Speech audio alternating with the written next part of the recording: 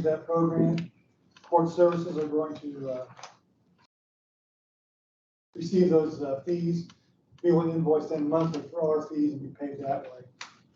And the commission approved both fees, just information for you if you have any questions. So your work program, they pay to be on work program? Correct. How's it been done in the past? Yeah, I can't answer that. That's Why what's really being not? said in here. Yeah.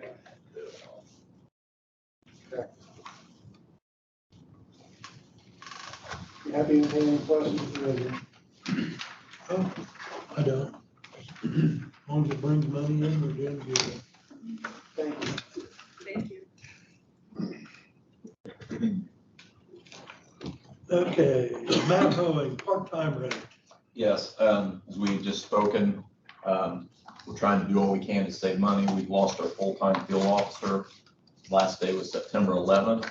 We are looking at replacing him with part-time help. It's going to save on insurance. Obviously, we just talked about PERF, so basically the FICA and the hourly rate we would be on the hook for the remainder of this year. It would come out of grant funds from the DOC, and it's earmarked next year to come out of project income. And we're wanting to pay them $25 an hour in order to get quality applicants. We've talked with other counties. Ripley, for an idea, pays 32. We came upon 25 an hour to get people. You pay a rate like that, they show up. It's paid at a lower rate. They may tend to call in if it's a nice night and they don't want to work after all. So we're asking to be able to pay that person $25 on the hour. Anybody think problem with that? No, they're self-funded, but It's pretty much self-funded. And that, is that a yearly request that we need to come to you for? Yeah, I think so. You probably have to. I think you have to. Yeah, Yep, no, that's no problem. So no problem. I'll entertain a motion. I'll make that motion. Bill makes a motion to let court services pay $25 an hour. I'll say. Deanna seconds. Any other discussion on that? All those in favor? Aye. Any opposed? Okay, thank you. no problem, Matt. Dottie, I think, did you cover what you needed? Pretty much. I will be back later on in the year because an IC code requires me to have your approval of paying my part-time person out of my perpetuation fund if they're doing community service, meaning helping customers. So I will be back. I just need that approved later. Okay, Brian here? Yeah, there he is. Okay, Brian. I sent this out last night. This is, Same one. should be, you just said. This is a resolution. I have with us here Tim Oates from Ice Miller and Ian Evans from the Fletcher Power Project. You guys might recall last fall, planning office approved the battery energy storage facility in Adams Township. This is part of, or at least the start of the incentive agreement process. In order for that to happen, we need to establish that area as an economic development area. That's the resolution that in place. It will be, we're looking for first reading here, and then go through the advertising process, and then go to the council meeting in October to formally approve the full agreement. Again, we have the two gentlemen here. If there are any questions regarding that, I know Danny and Mark and I have been working with them for quite some time on the incentives agreement, which should be a great benefit for the community. So, you guys have any questions on that? Can you explain a little more about dollars? Okay, what the format of the incentive is, and the basis is, and what I explained in previously, sometimes work with you guys do that. Energy projects are a little bit different there of investment in the community versus like manufacturing project. Very high capital, largely that's in personal property taxes, and very little long-term labor. So the really can't be evaluated in the same way as a manufacturer. So what we've taken also, because of the increase in personal property investment, large increase in personal property investment versus, say, real estate improvements, so we would capture more of the property taxes. And another fact that the Indiana state has been fiddling and toying with fiddling with some personal property taxes. We wanted to create a different structure to where it would ensure the county to have direct revenue without having to worry about those personal property fluctuations on the state side. So what we would do is move from a personal property tax structure for 10 years, that's our limit, at 100% abatement, but then move it over to a community impact fee. They would pay the revenue directly to the county. Makes sense, I guess, in a nutshell. But you can't give any dollars like. Well, that, we can't only have the formal economic agreement. This is not the economic agreement, this is just a process towards that. So, Does anything have to be voted on today? I think it's just be first reading, yes, Okay. resolution.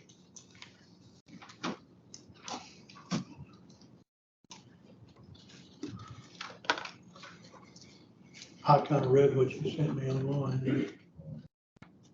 Looks like some of the other stuff you signed and went through. It's nothing. And this is a standard template for allowing vacancies. We have to establish an economic development area. You know what resolution number this will be, Jan? 2023-22. 2023-22. Danny, I got a question. Go right ahead.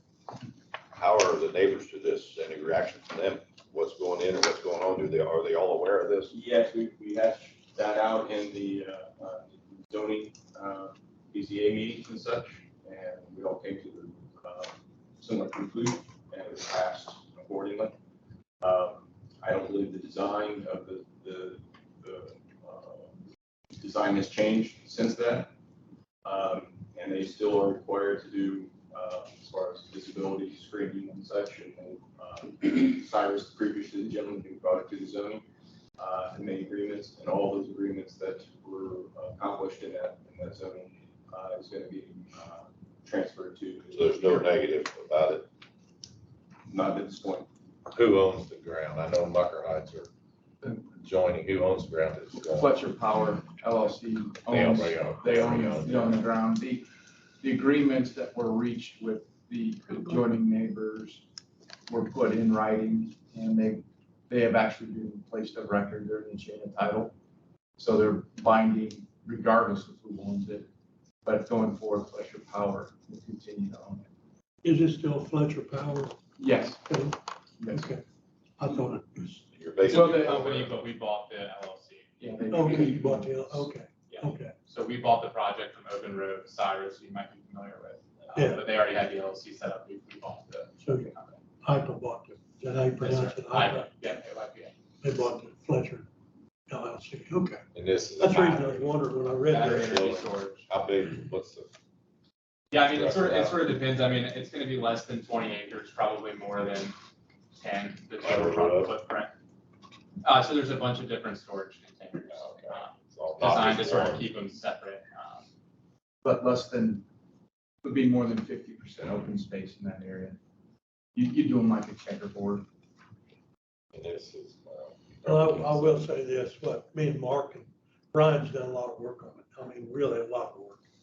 Brian deserves a lot of thanks. This is a benefit to the county as far as I asked, monetary wise. I asked a question about what keeps the city from annexing this? And we lose all that. There's no contingent city property out there. Have to be a couple more parcels. I think It's pretty close. Is it close? They just took in another 400 acres. Yeah, it's not contingent to this property. Okay. I don't think And that's not to say I don't mind. We make an agreement with them. We're County next, set. I think we're saying, I don't think. You can draw a line in the sand. They might come with their hand out. annexing. Exactly. No, I just don't want that to happen. So what do we need to make a motion and first read it and sign and approve it? Okay, Yeah. I'm sure he does. It's a non-disclosure agreement. There should be a, SB one, we will get when that's completed. But there will be an SB one that will be associated with that. I'll send that to you guys. The company for the full advertising. do that in October. Yeah, and that'll be approved in October.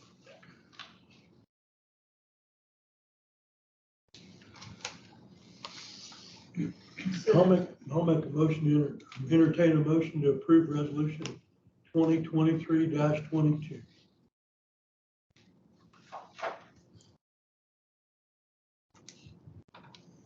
Make the motion to approve. Ashley makes a motion to approve. I'll second. Deanna seconds. Any more discussion, questions? I'm looking at the back of this first page here, and it says that we're approving a property tax abatement deduction for 10 years. Is that? The second hearing that comes after this allows you, specifically by statute, allows you to ratify that, change it, or eliminate it. Okay. This And is so- 190, 80, 70 by the year like we normally do. No. This is a complete No, tax this abatement. is, Yeah. I mean, I This will talked be to you yes. about it on. Yeah, so that, we're not saying that we're gonna give a tax abatement. We're just Correct, saying this, open for this just, discussion. it here is a kind of a basic form document that designates the property as an ERA. It then gets sent to the individual taxing units at least 10 days before the next hearing. Then at the next hearing, it's a public hearing. You get to receive input, and then you all get to decide on the specifics of the abatement. Okay. Okay. All right. Thank you. I have a motion and a second. Any other discussion? All those in favor? Aye. Any opposed?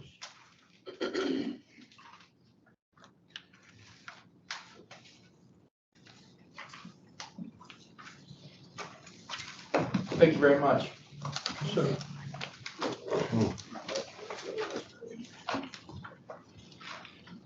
thank you, sir. Ryan, thank you. Thank you. Thank you. Thanks. Okay, Diana Winning, treasurer. I gotta mention figures now. Yes, ma'am. Okay, this is from our investments with Trust Indiana. Currently, at the end of August, it was yielding 5.2909, and as estimated, it's up to 5.34.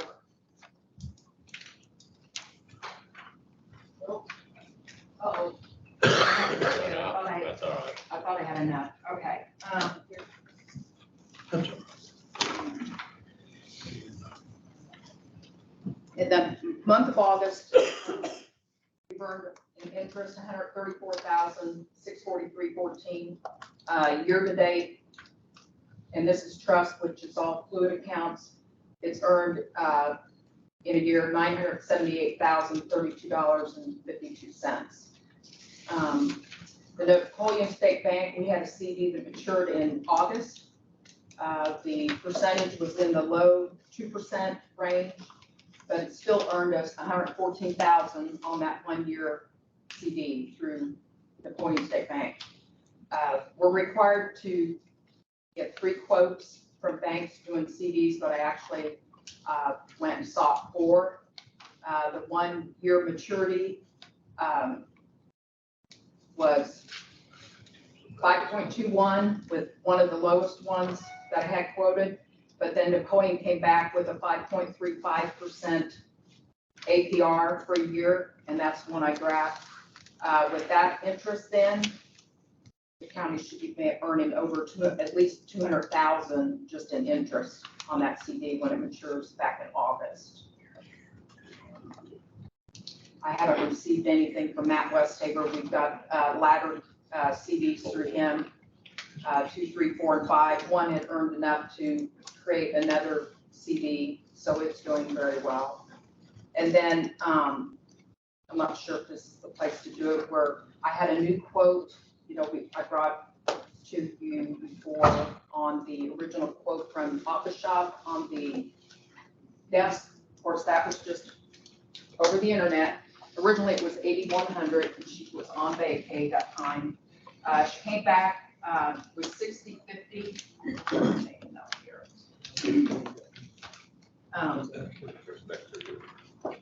Next from the first call. Sorry.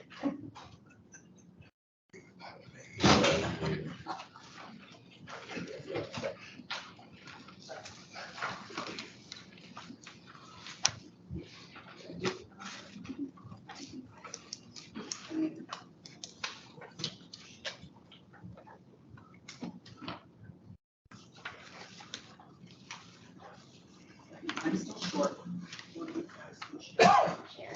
I've got this. Oh, yeah, you can donate. Okay. Like I mentioned, the original was $8,100. She came back with $6,050, but I just submitted $65. And when you mentioned that I at least do 2,000 under that amount, so it's $45. But I'm one that I don't want to tell someone what my total is, because a lot of times they want to spend everything that you got in the budget. So I didn't say anything to Jamie from Office Shop. And luckily, she came in at $4,223 versus the original. Some of it she was using center drawers and things that I didn't need. I just want that full desk, so it allows for 3 file cabinets. And I kind of questioned why they were so high when they began, but it's just because the many offices in the courthouse use Office Shop. They're always willing and able to give us a better discount. So that's why I wanted to present to you the new quote that she had given then, that it's just $4,223, which you had mentioned if I could work it in under $4,500, and she definitely got it under that without her even knowing about it. So just wanted to let you know about that, and that's all I had. I think that's in your budget next year. Might go down a little more. Okay. Additionals. Okay, I really don't, I've got the copies here, so. Is there any we have signed for additionals? Yes, I do. I just got copies. I don't have any There will be the originals. addendums for ARPA. Do what? There will be the addendums for ARPA for the appropriations. Yeah, I grabbed it. I grabbed a stack of copies. I did that on, yeah, I did. And then we've got one for Board of Health. Everyone got that one? For $4,616.25 for flu vaccine. Yeah, two of them there. Yeah. Hold on, let me dig around in here. $8,435. Yeah. For equipment and new carpet. New carpet, laid, and 2 environmental lights.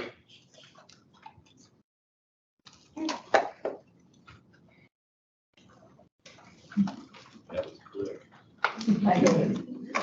Got 2 of them for Board of Health, one's $84.35 for new carpet laid and the 2 environmental offices, and one for $46.16.25.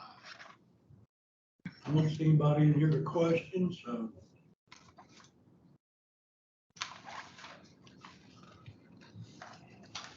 I entertain a motion to approve. So we Kenny makes a motion to approve. 30 seconds. Any other discussion? This on both of them. All those in favor? Aye. Any opposed?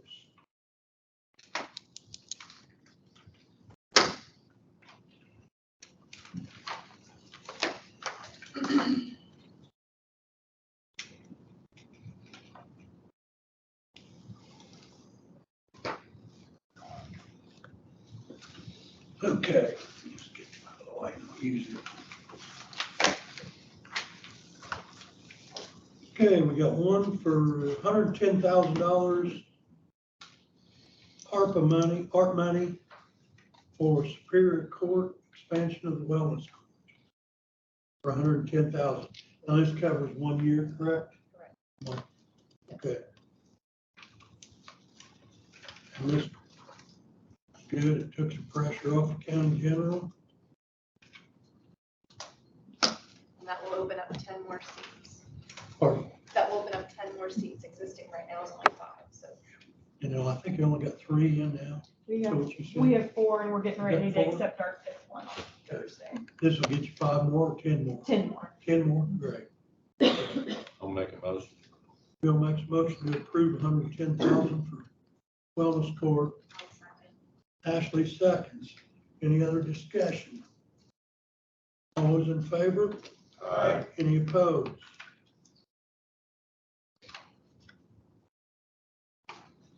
Keep passing them down.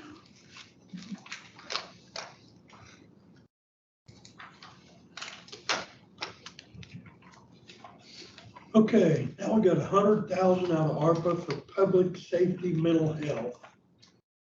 I think we have someone here that, do you want to? Erica, Erica's here. if you want to talk about this a minute, tell us what's going on here. So we came to, the ARPA, the jail commander and I did, he's in a peer support class today. When I resigned and came back last summer, I came back with the intent of, starting a mental health program for my people. I wanted them to be able to pursue, mental health services on my dime. In the same way that we pay for workman's comp, if people get hurt. But I couldn't get a lot of traction with it. And like in public safety, every priority is a priority, so it fell down the list some.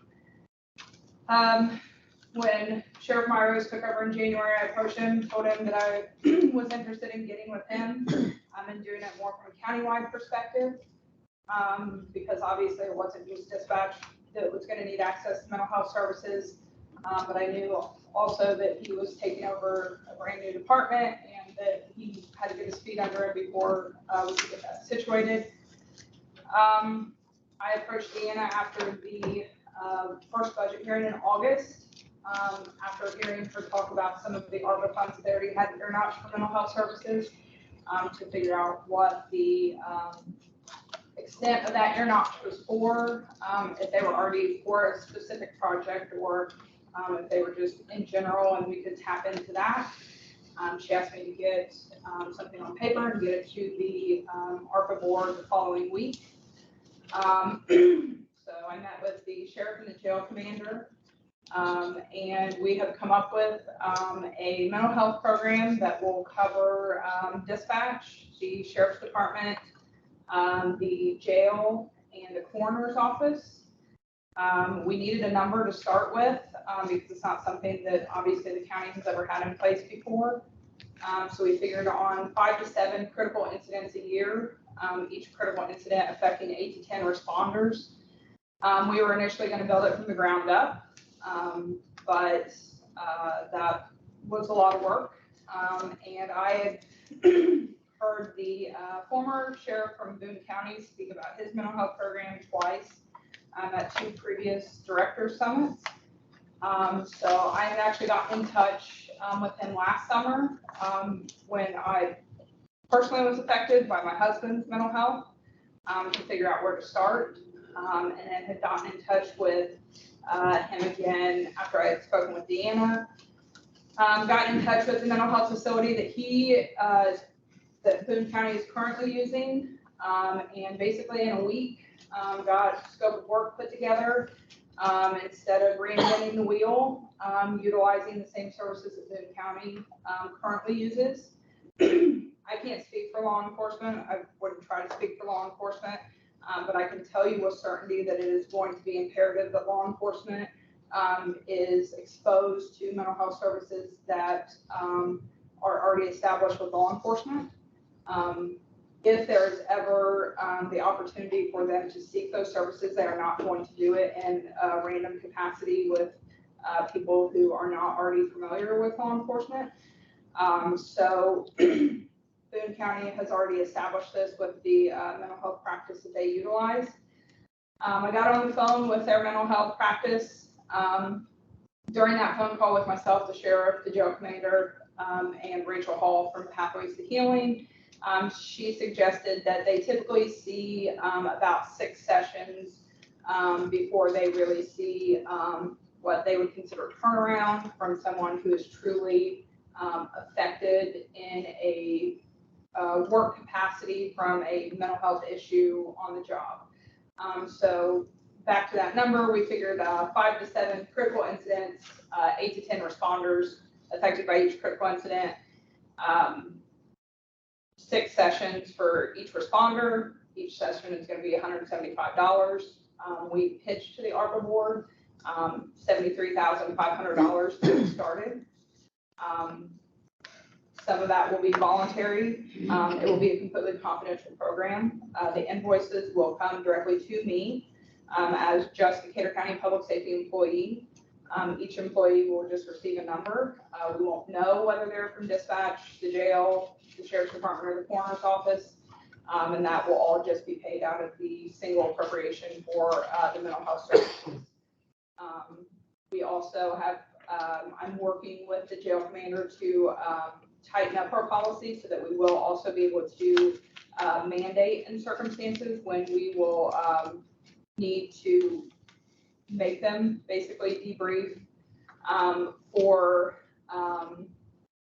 instantaneous in the moment stuff. We will still be utilizing the critical incident team that we currently use through state police because we are established with them. The Rachel Hall actually suggested that we do stay with them if we already have a rapport with them. That is something that their facility does also provide. They do charge for that. State police currently does it for us for free. But she did say if we do have a rapport with them, she would suggest that we stay with them. And we also, the jail commander and I are working on pushing some of our people through. That's where he is today. I have a dispatcher in the class today to build a peer support team as well, so that we can start recognizing some of this stuff in our own people, so that we can not only have to expose them externally to mental health services, but internally we can also recognize some of those red flags to be able to pull those people and provide peer-to-peer all the way up through whatever they need, mental health services at no cost or inconvenience to them.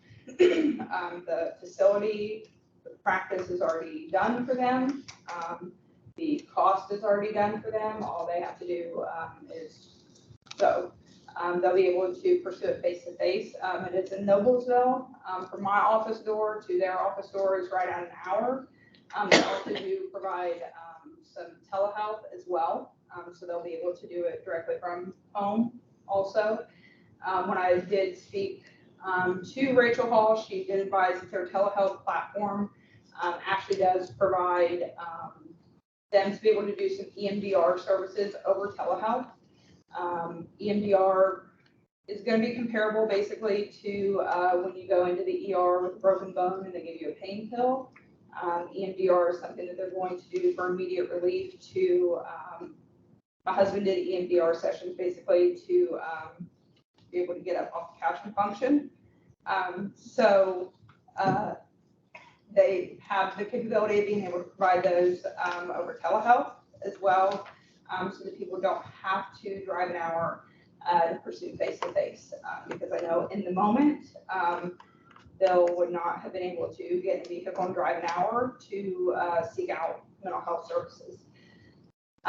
So I do have, I know one of the things that the ARPA board specifically asked was measurement of success. How do we know? You know, I can stand up here and tell you that it's going to improve retention. It's going to keep our people, it's going to keep our people alive. But I can't show you that until we actually have something in place. So I did ask the former Boone County Sheriff to attend today if you guys would like to have some measurement of success of what they saw firsthand in Boone County. of how it did work for them. I would like you to engage with him, please, because he drove really far away to sit and listen to our public hearing of our budget meeting. But if you have any questions for him, and then if you have any additional questions for me.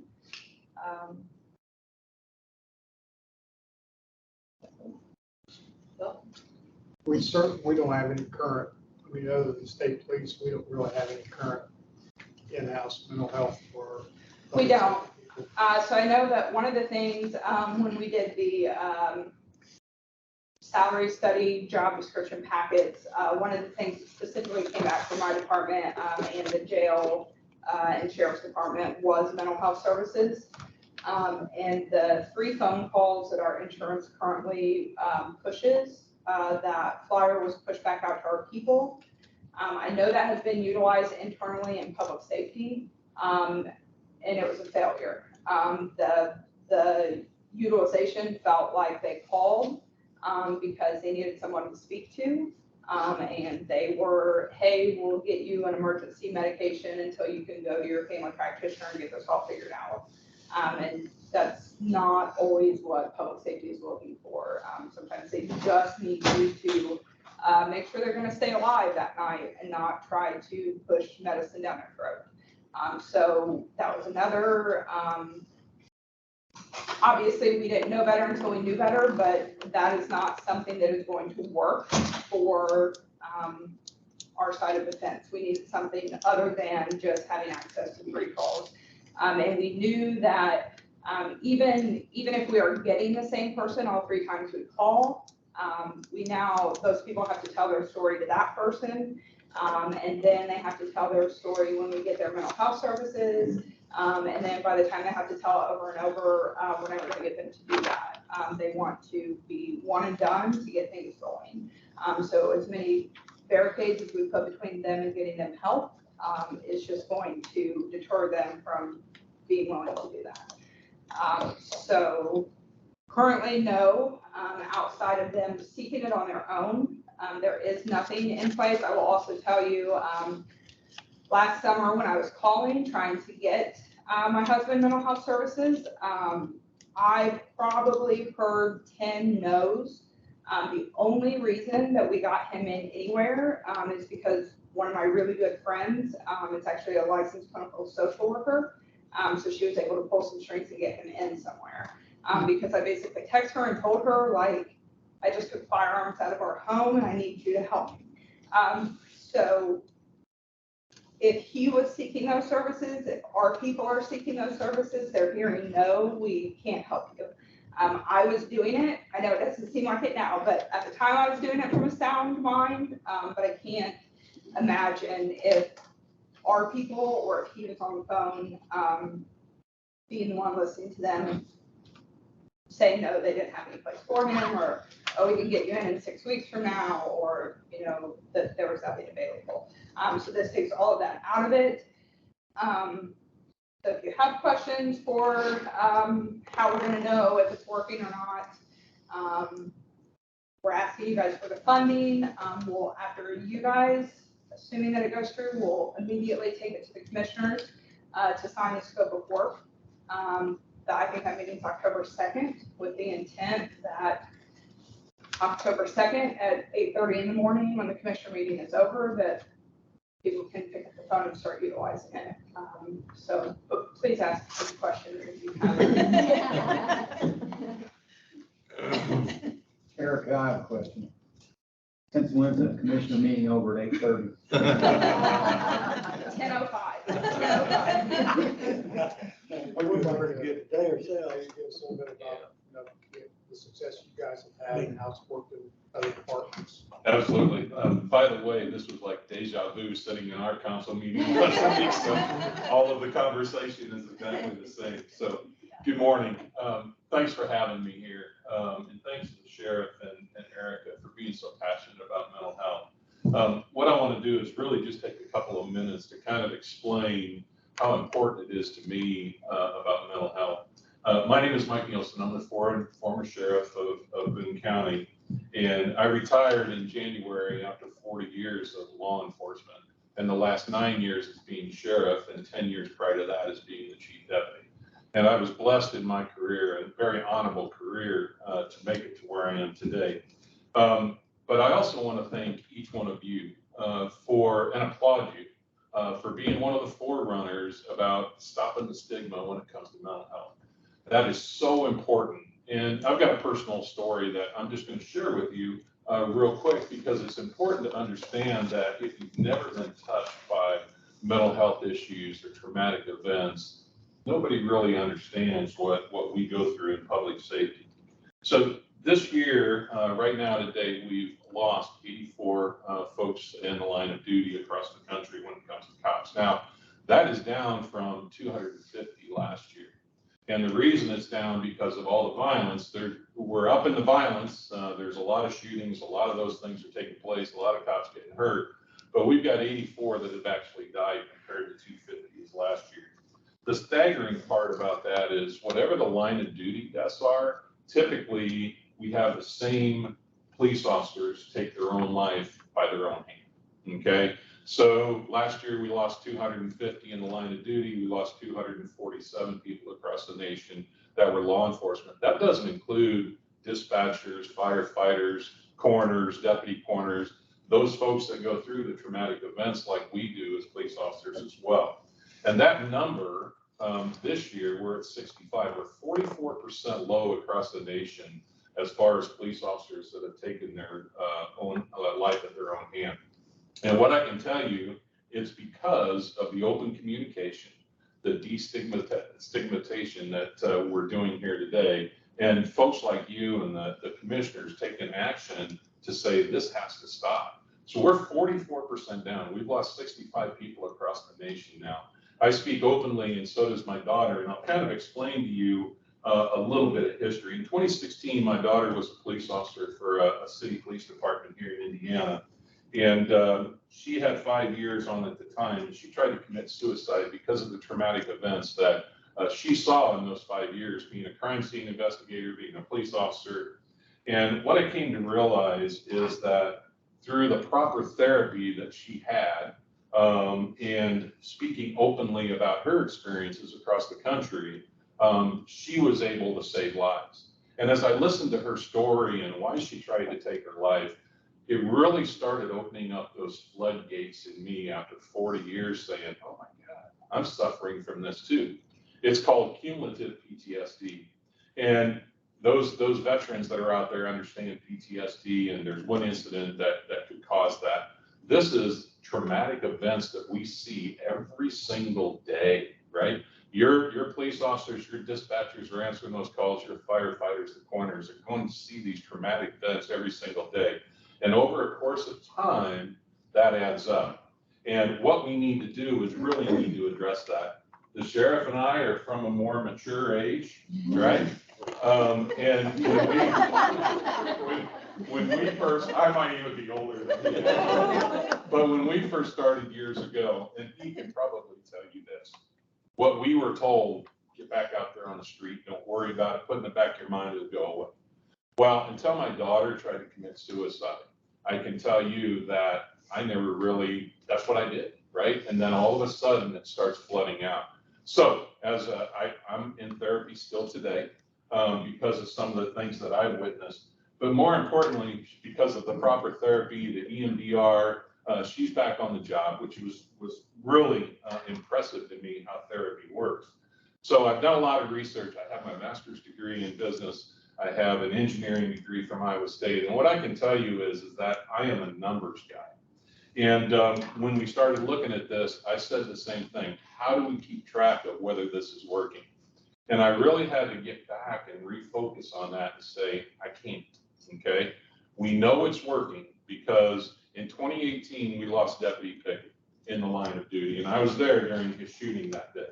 And that truly affected me, okay? But what I can tell you is that by 2018, because of the things I went through with my daughter, we had the program put into place already. And thank God that we did, right? Because when we lost the deputy, it changed the dynamics of you personally, my officers personally, and my whole department.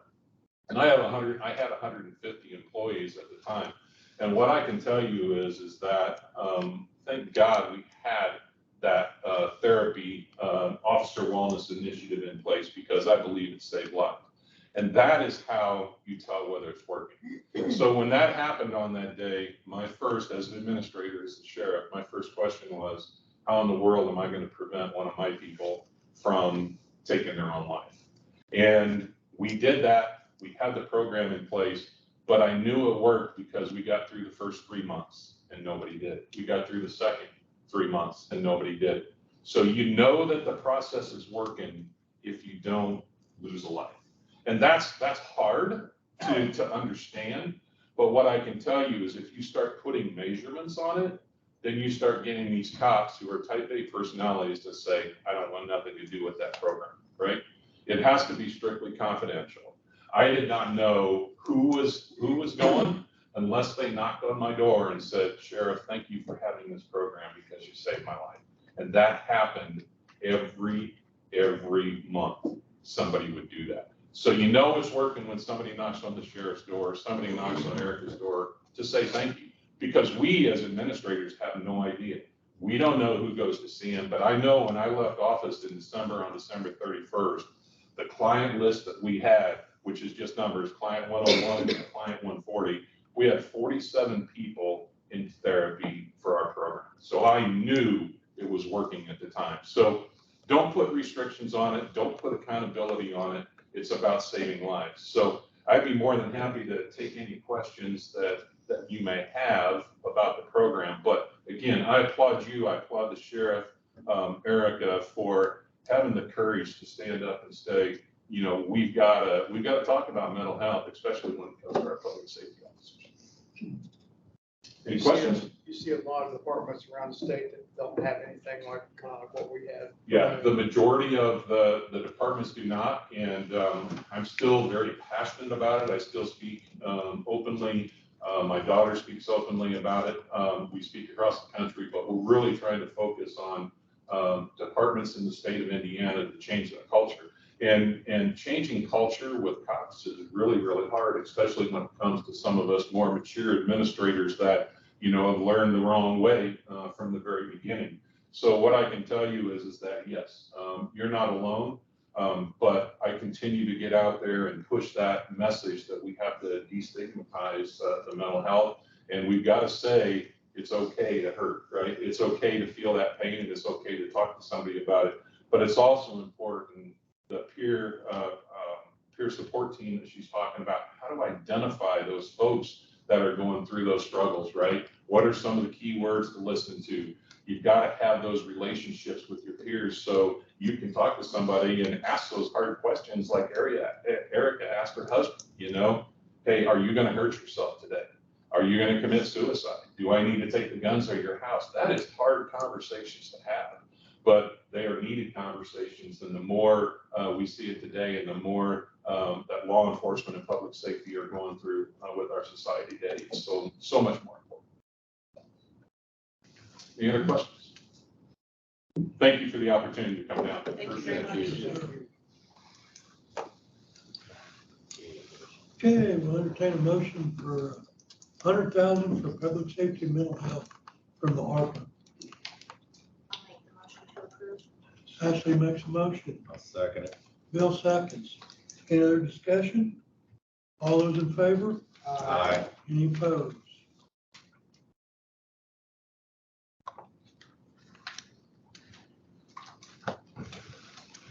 Okay, transfers.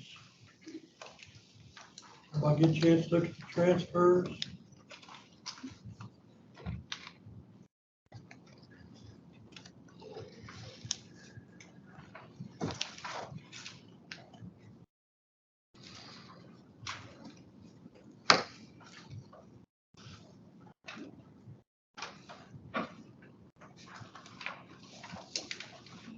Make a motion to approve matter read. Motion is made by Kenny to approve transfers. Need a second? I'll second. Melanie seconds. Any other discussion? All those in favor? Aye. Any opposed? Okay. Food and beverage. food and beverage tax.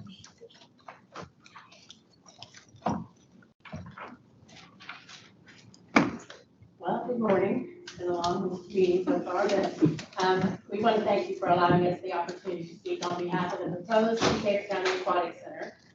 Our pool committee has been hard at work meeting regularly to try to develop a plan to fund the gap between funds allocated from READY and ARPA and what the actual total costs that we would incur to bring this new facility to reality, not only for Greensburg and Decatur County, but for all the visitors who travel and come to our facility. And they will come. If you build this, they will come. So our committee is comprised of several members from different entities, and the Decatur County Park Board has committed full support of our group's efforts. They voted last month to approve the use of some funds that were left or currently in the 2023 park budget due to the fact that the pool did not open this year, to be used to enter into letters of engagement with Baker Tilly and Barnes Thornburg for financial and legal guidance for this project. And as the availability of these funds was the result of the pool being closed this year, there will be no additional cost to the council for any of these services. By having a business plan in place, we as a committee hope to be able to partially fund the new aquatic center using revenue from a 1% food and beverage tax. We've been given a timeline, which if we follow it, will allow us to begin collecting these funds in January 1st of 2024, should the council vote to adopt the new tax. We have a list of all businesses and restaurants that will be impacted by the new tax, and our committee plans to reach out to all of them by either mail, email, and or personal phone calls to invite them to an informative meeting at 2 p.m. on October the 2nd. That meeting will take place at City Hall. It is our hope that a representative from each one of these establishments will be able to attend that day, and we are also asking or extending the invitation to all county officials as well. The county council will also be required to conduct a special public hearing to allow for public input on the tax. In order for us to adhere to our timeline, this meeting will need to be held between October 18th and November 1st. And if we do follow the timeline that we've been given, a 2025 opening for a new aquatic center is certainly doable. And having the pool closed this year is, there's an impact that our community feels. Whether it's swim lessons, whether it's just a day out with family, whatever, there's a definite impact by not having the pool open. The food and beverage tax has a 20-year limit, but however, if bonded, that time frame could possibly be extended. It must be used only for identified quality of life expenditures only, in this case, the Decatur County Aquatic Center. It could also be used for future improvements in the Decatur County Fairgrounds should the funding be available. So we've prepared some information for you as a council to see what the taxes mean to consumers, along with more information and resources to kind of explain what a food and beverage tax is and does. And Ryan is now sending out those flyers that we put together. This highlights what the food and beverage tax means to consumers. It's not a blanket tax for all your groceries that you go buy. It's simply a 1% tax on prepared food that's cooked and sold at stores. So it's a little bit of a misconception that every time you go to the grocery store, you're going to automatically pay a 1% tax on your entire grocery bill. That is not the case. But by utilizing this tax for payment for this amenity, the tax burden shifts significantly to visitors directly consuming these investments and tax supports. So if you have any questions on that, Brian would also be willing to answer some of those if I cannot. So I'd be willing to field your questions. And So will this tax come off when the pool's paid for? it has a 20-year span that I don't know for sure if it ends, if it's paid off early, does it end, or does it go on? I don't. It's either 20 years or the life of the bond. So if you guys pay it off early, it's under that 20 years, you guys, it's up to you if you want to end it or if you guys, again, it can be used potentially for fairgrounds as well. But the legislation that was dictated that timeline, you have to participate in requiring. What With is the the legislation. proposed dollar amount for the project? Do we know? That's still in the process. We have an RFP that passed last night for the board. We had the initial projections, I think we had added around 9 million. I think we're looking at ways of maybe saving some, Yeah. be it in a building process, construction process, or maybe with mass. Okay. That's preliminarily right around Yeah. $10 million in that.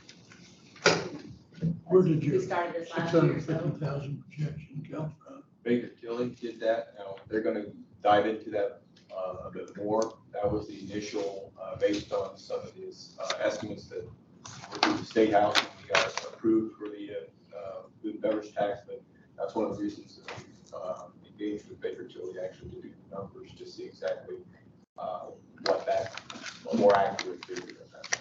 I was gonna say Rubens is about half that much. Yeah. And I didn't know. Yeah, the DLGF also said it would be over $500,000. They always run the numbers before a food and beverage tax is passed for the different entities. Here's my question. What is in this for the food and beverage people? I mean, they're the ones, foots on the ground, going to be collecting this tax. What is in it for them? I mean, we have a wheel tax that goes to highway improvement. We have a public safety tax that goes to public safety. We have a jail tax that goes to the jail. Shouldn't this tax go to enhance the food and beverage people? Maybe have a training program so they can get more waiters. They have trouble finding help right now everywhere. More servers, more bartenders.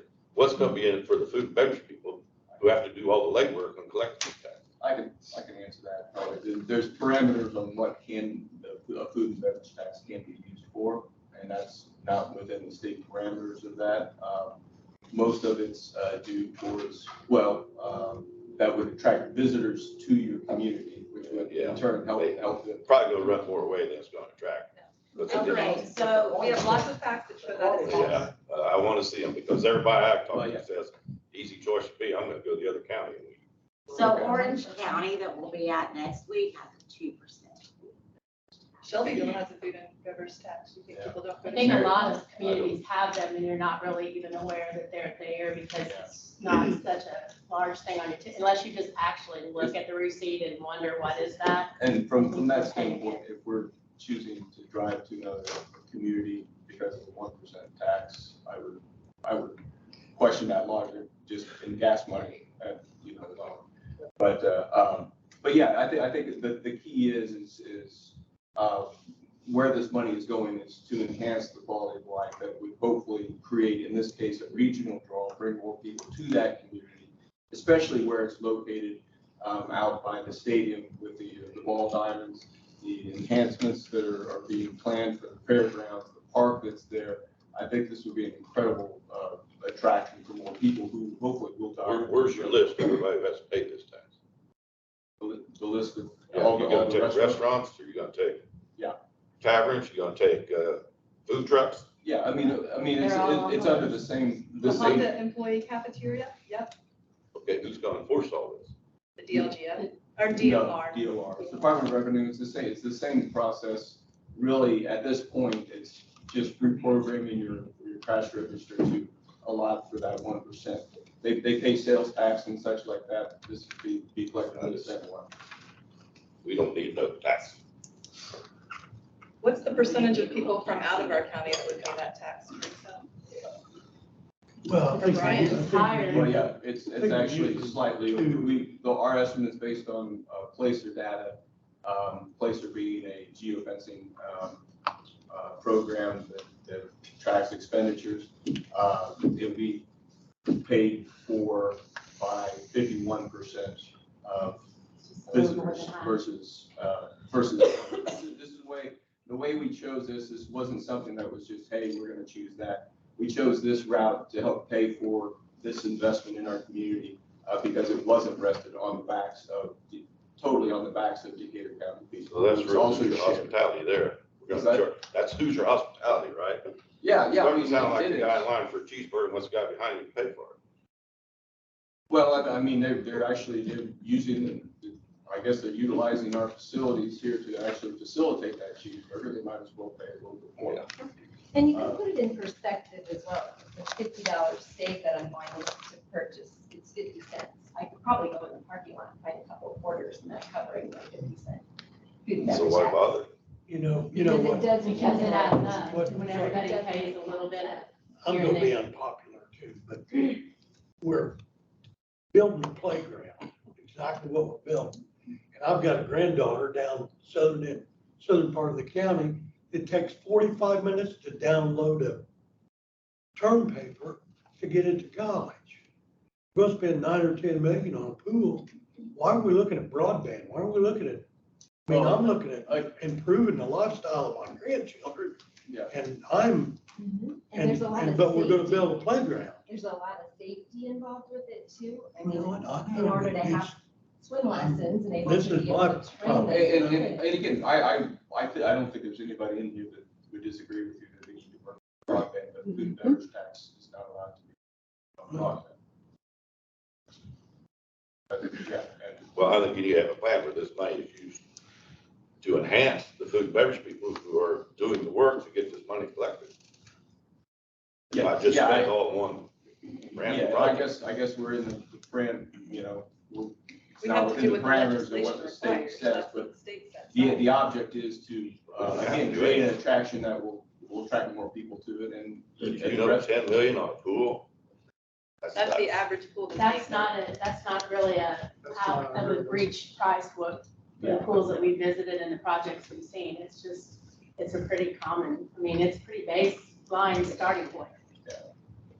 And there's already 3.5 million set aside for the ready dollars and monthly dollars. You know, we utilize that placer data, we can track.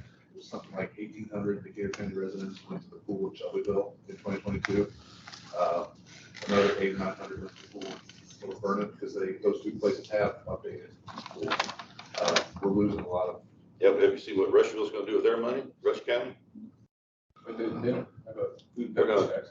redevelop the Walmart up there, but That was all ready kinds of money. things. Yeah, you know, the projects you guys are bringing, those are all great projects. I don't think anybody is saying we can't do some of those things too, but that's kind of a separate conversation for food and beverage. I mean, no one's in favor of taxing. No one, I'm not gonna stand and tell you that I'm excited about taxes, but I just don't think it's a significant amount of money that people are going to absolutely just not come to Decatur County because we're charging a 1% food and beverage tax. And I think it's absolutely essential to bring that life back to that pool. And we all, and even you as a council agreed that it was time to stop putting dollars into that facility when it wasn't. Every year we were going to be faced with something new. I mean, let's face it, it was built in 1959. Could pay for half this new project. Things just don't last forever. And at this point, I think it's time to start over. It's more than just a pool, isn't it? Absolutely. It's an aquatic center. It's an aquatic center that will serve not just children, it will serve adults. We hope to bring respite groups out, rehab from the hospital possibly. We're thinking about that in our, if it goes as planned and we get this Lazy River edition. Lots of the pools we visited use it for rehabilitation in the morning. I mean, yes, it's a pool that's right now operated on a 2-month schedule, but we hope to extend that to 3 months at least. If we get a pool like this, I call it a pool because that's just what I've worked with for 39 years. We called it the Allen Memorial Pool. I'm gonna have to learn to call it an aquatic center, but if we do what we think, we can expand that, you know? People are gonna wanna work at a pool, at an aquatic center like this. They're gonna be excited to come where maybe we could get adult lifeguards who don't have to go back to school, don't have to go to college. You know, they can possibly help us staff it and keep it open much longer than what we're doing right now. We can get swimming lessons back. Swimming lessons are critical. And we have had a pretty good program out there. And believe it or not, that's one of the top calls that I got in the beginning of the summer was, are you still gonna be able to do swim lessons even though you're not opening your pool? Well, no, because I don't have the water in my pool. I can't teach you how to swim. But anyway, yes, it's more than just a pool. This will serve so many people and allow families to do things that we've never been able to offer before. I would like to list all the businesses that are gonna be expected to collect this tax. Do you have that? I do not have it with me, but we do have. You're it. welcome to come to the October 2nd meeting. The restaurants will be invited to that, and we do have that list. There's a lot more to be Well, I'd done. like to have it before This that. is, well, this is just an Is this a big initial, secret or what? No, we it's wouldn't not be standing here. secret at all. This is the initial meeting, and then the next meeting would be a public reading, and then we will also have a public hearing where everybody in the community can come and voice their opinion like you. Yep, so, It has to go through the proper channels. yeah. Yeah, we have a timeline that we have to meet each one of the things in order to get the food and beverage tax even adopted, so. And we're going next week to the meeting, so we can, that question can be brought up. I'd like to list ahead of time if I could get it. Can I get that list? Yeah, we got it from the Board of Health, so, yeah. Yeah, we asked for it from Sean. Where you got it? We got it from the Board of Health, they gave us the list of the restaurants in Decatur. Brian will email it to you. Yeah. Guarantee you. Yeah, no All right. Yeah, thank you. And so our main accomplishment today is we need to talk about the public hearing and when we want to schedule the public hearing. Right. I know they had the, November first. My question is, can we schedule a public hearing prior to the first reading? I would think so. I think we have to negotiate it prior to set it. That would put it. So, yeah. The goal is to do November 1st for the public hearing. If we have time to get that advertised in that time. You have to be immediately. Yeah. And You then, need to advertise it every day. I don't know, what, well, I essentially, what are we the looking next, at? the next I mean, I council, never the next looked at council timeline, meeting, really. the next council meeting, would be, where we would introduce the ordinance, the ordinance that would be drafted up by Varsity Corporate. And then once that, is read for first reading, we would have it advertised for a public meeting. I think it has to be 10 days, maybe, is that correct, Janet? For an ordinance? 2 days before. The public meeting. To advertise? Yes. Okay. Okay, then we would have that November 1st, and then the second reading would be in the November council. So that's the process. So I really don't think we can set it formally right now, but project the November 1st be a public meeting for this ordinance. The actual date, November 1st. Yeah, I think that's how it matched out. So as a council, though, because that would be a special meeting that we need to advertise, because that's not. Right, normal.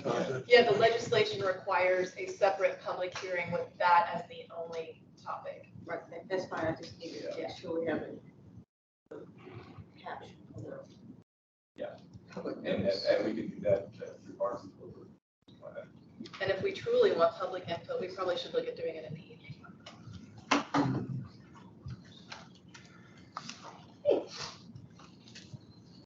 Well, we can make a time decision at an October Yeah, meeting. yes, yeah. That's fine.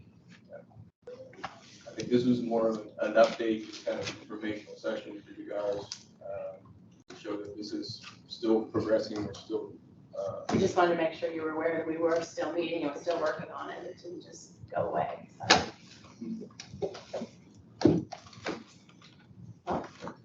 Any other questions? I got anything else? Of course, he ran out on it, so.